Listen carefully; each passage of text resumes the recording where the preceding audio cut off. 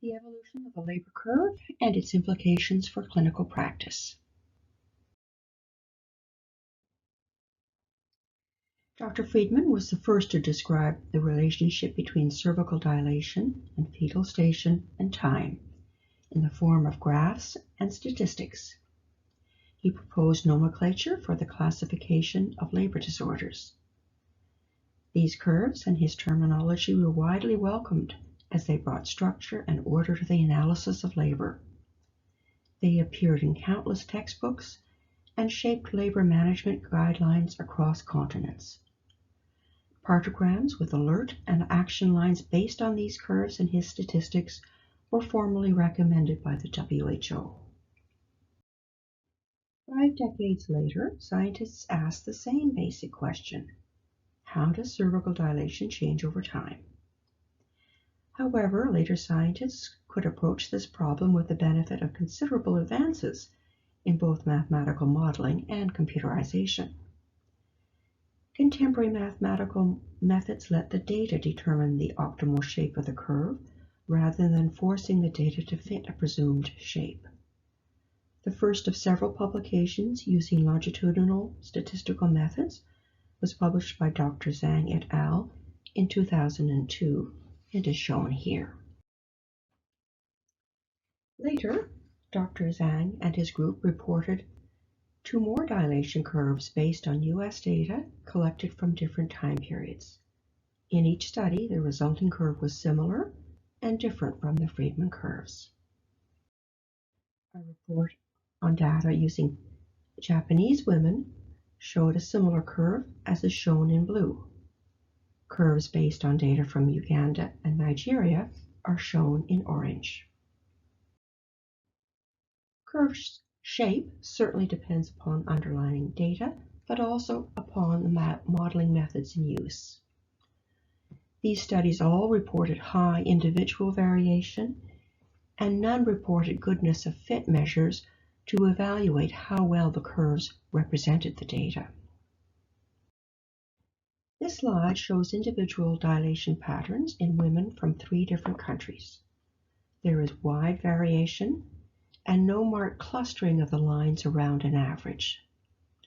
This lack of central tendency means that although a mathematical average can always be calculated, it does not actually represent many individuals.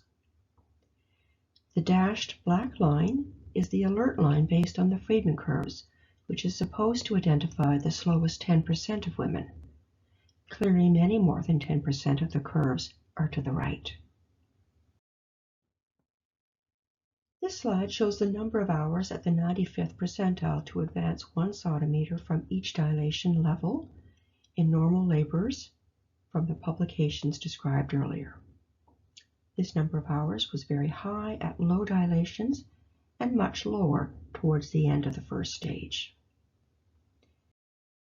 These findings led to the statement shown here by Dr. Zhang regarding potential intervention thresholds.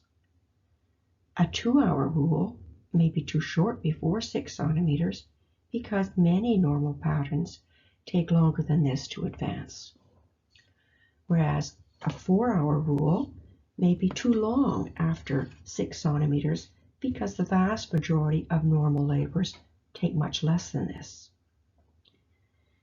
These observations were part of the reasons why the WHO abandoned alert lines, action lines, or rigid 2-hour and 4-hour rules.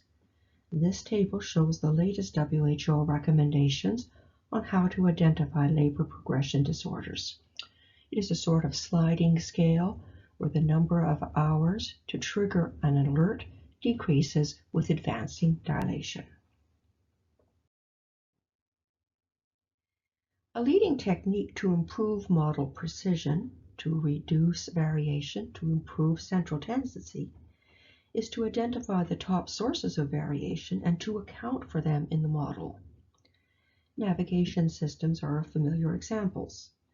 GPS systems consider multiple factors like how one is traveling, the distance to destination, traveling speed, traffic conditions.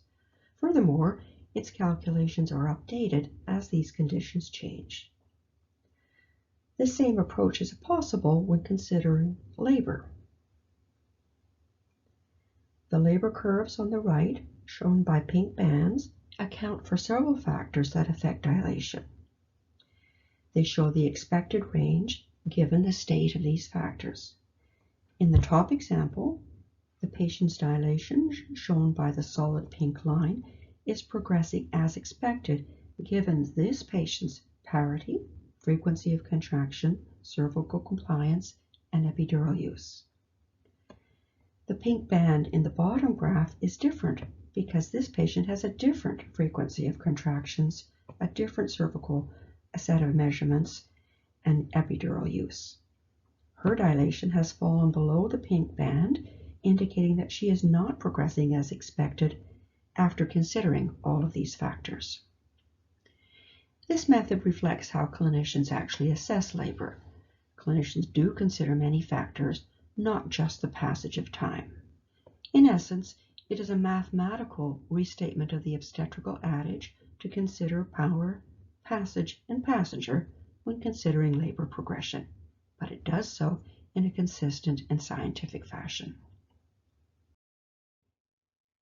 Machine learning techniques are another potential method to model labor.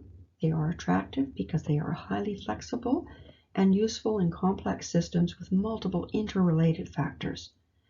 They identify relationships without following explicit instructions or assumptions. Their use is increasing rapidly in medicine, and they are especially prominent in radiology and cardiology. Include many factors in such a model. However, the amount of data grows almost exponentially with the number of factors under study. Data requirements can become excessive very quickly in order to find sufficient examples of all possible combinations. However, as larger data sets become available with electronic medical records, it will be feasible to account for the effect of more and more factors. First and second generation labor curves are based solely on time. They have limited clinical value because actual labors show wide variation and poor central tendency around this average. Labor curves that account for multiple influential factors exist, and more are under development. They reduce the ad hoc mental adjustments that clinicians must do when assessing labor. That is, they can account for these factors in a standardized fashion that is based on data. They improve goodness of fit and central tendency. Clinical judgment will always be needed because it is unlikely that any labor curve will account for all factors that influence labor in every patient. Thank you.